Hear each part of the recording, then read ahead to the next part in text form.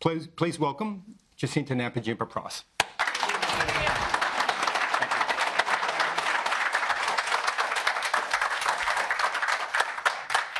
Thank you, David, and thank you to everyone that is here today. I actually appreciate the intimacy of the room, I have to say. And just a correction, Colin is my husband, not my partner, just for the note, for the record. Anyway, today is the first time that I have addressed the Press Club as the Shadow Minister for Indigenous Australians. It's actually the second time I've been given the opportunity to address the National Press Club, and the first was in November of 2016 when I stood alongside Marcia Langdon and Josephine Cashman to address the critical issue of family violence and sexual abuse in Aboriginal communities. 3 Aboriginal women speaking with one goal: to tackle the scourge of Indigenous family violence.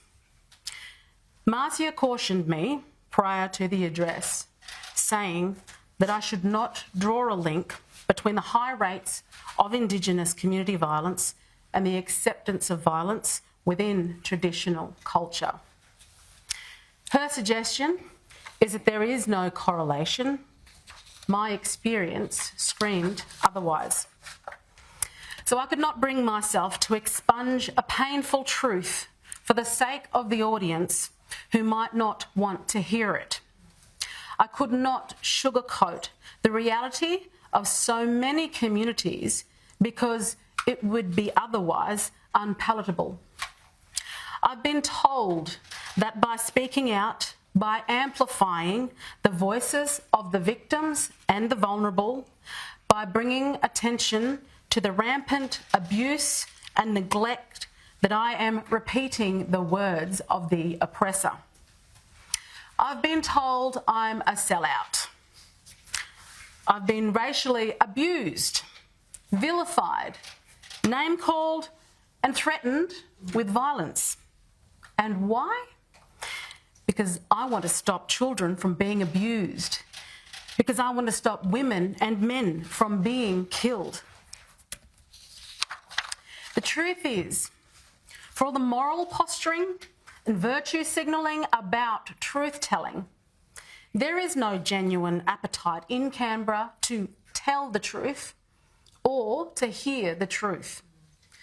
This could not be any clearer than in this government's referendum on the voice.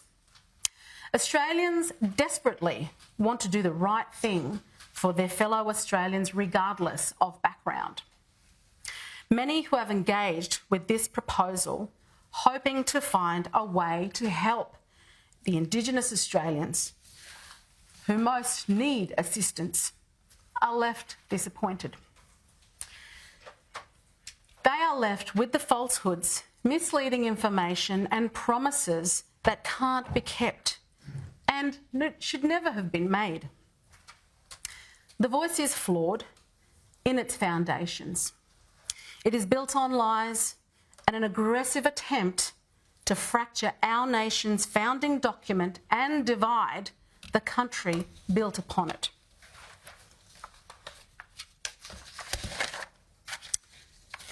That division has now seen the No campaign branded as being base racism and sheer stupidity, when in fact, what would be racist is segmenting our nation into us and them.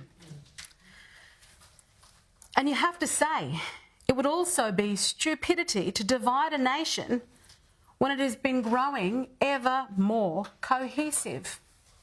To split it along fractures of race rather than try to bring it closer together. Our most marginalised deserve better than this. They deserve the truth.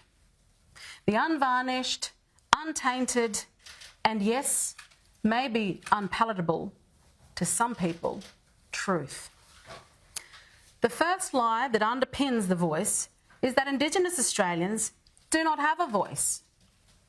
We've been told by the Indigenous Minister for Indigenous Australians that Indigenous people do not get a say on policies or the decisions being made on our behalf.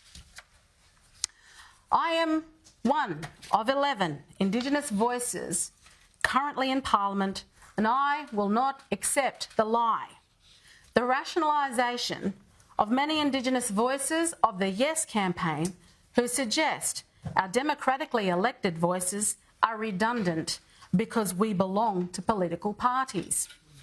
The patronising suggestion that we cannot focus our efforts on improving the lives of marginalised Aboriginal and Torres Strait Australians because we are simultaneously responsible for constituents of all backgrounds is unambiguously wrong and should be rejected resolutely.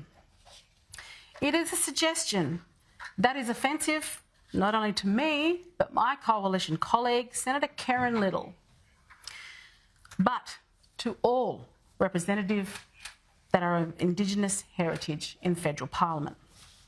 It has been argued by the advocates of the voice that such a concept has never been undertaken before. I would argue that establishing a taxpayer-funded bureaucracy comprised of Indigenous-only representation and tasked with simply providing advice is absolutely something that has been undertaken before. The failed Aboriginal and Torres Strait Islander Commission, or ATSIC, was established to provide formal involvement for Aboriginal and Torres Strait Islander people in government processes. ATSIC consisted of elected representatives that oversaw the delivery of programs, distribution of grants, loans for small enterprise and larger loans. The National Congress of Australia's First Peoples, which went into administration, was designed to be a representative voice for Aboriginal and Torres Strait Islander people. Although some of its former directors and chairs now advocate for a voice in wake of its failure, Noel Pearson once criticised it as a blackfellas wailing wall. The only difference between the voice and organisations like these is that we are being asked by a few elites to enshrine it within our constitution without even knowing its functions or powers. Unlike the others, if the voice fails, we cannot simply dismantle it. And make no mistake, it is only an elite few who are asking. The claim that this is an invitation from Indigenous people to the rest of Australia is the second lie the voice is built upon.